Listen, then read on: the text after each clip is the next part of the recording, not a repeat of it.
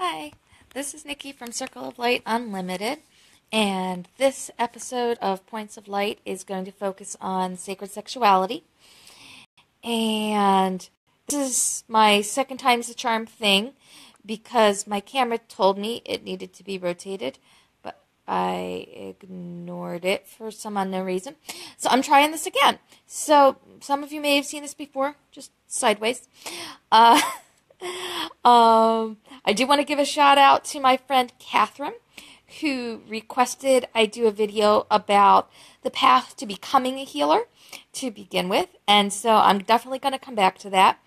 But I decided to go with what was on my mind for tonight, which was sacred sexuality, just because I just came back from a big sacred sexuality event, Body Magic, that I help to organize every year. And that was so beautiful, so awesome.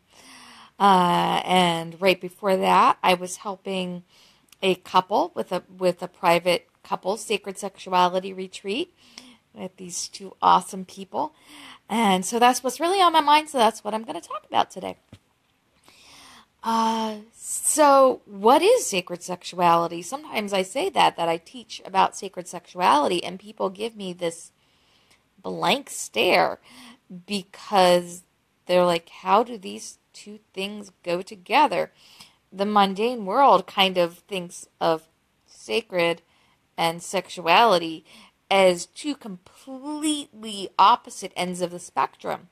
And really, it isn't. They are joined in divine union, just as the name suggests. Sacred sexuality is a thing, and it's an important part of my life path and my spiritual path, and I just love sharing about it with anybody who will give me the chance. So, of course, a lot of people define sacred sexuality in a lot of different ways. The way I define sacred sexuality is there are at least two components. One is acknowledging the divine within ourselves, which is easier said than done in a lot of cases. The counter to that is acknowledging the divine within our partners. And a lot of times we can connect with our partner as divine a lot easier than we can with ourselves. But it's so important, especially because sacred sexuality can be practiced on our own as self-love and self-pleasuring. And that's a totally valid way, and some would argue even the most important way. So seeing ourselves as divine, seeing our partner or partners as divine, if they are present, and I think most important is acknowledging our sexuality and our sexual acts as divine.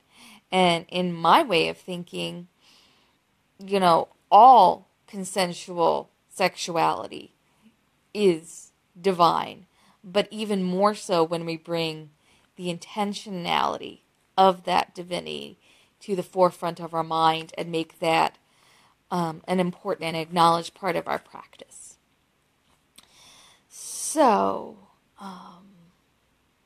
those are the three components: the seeing ourselves as divine, our partners as divine, and sexuality itself as divine.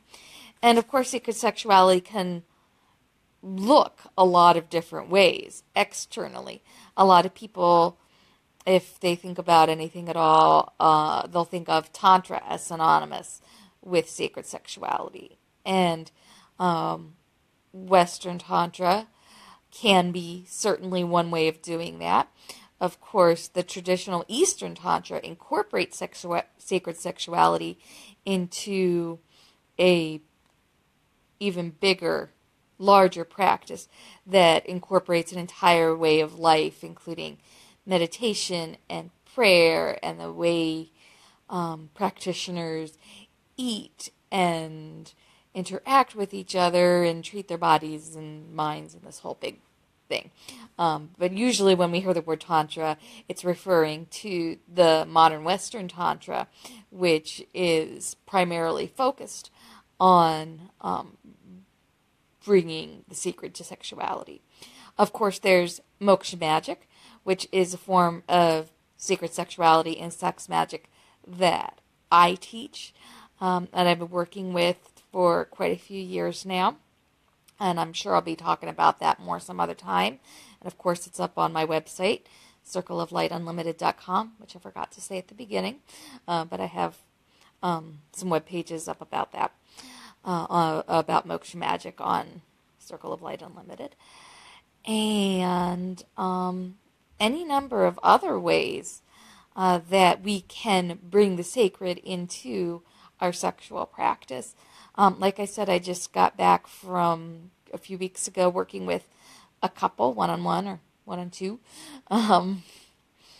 to help their personal connection and intimacy and practice sacred sexuality. And that's something I really enjoy doing, primarily in private retreats. And there's going to be a larger group retreat for couples coming up sometime in the next year. And any number of other ways to practice sacred sexuality. So that's probably left you with more questions than answers, maybe. So please let me know what your questions are. I'll be happy to do my best to answer them. Or if you have other topics that you want me to cover, like Catherine, who wanted to learn more about becoming a healer, please let me know that too, and I'll be happy to address it. So that's what I have to say for now. I hope you have a great night. Thanks for joining me. Catch you next time. Bye.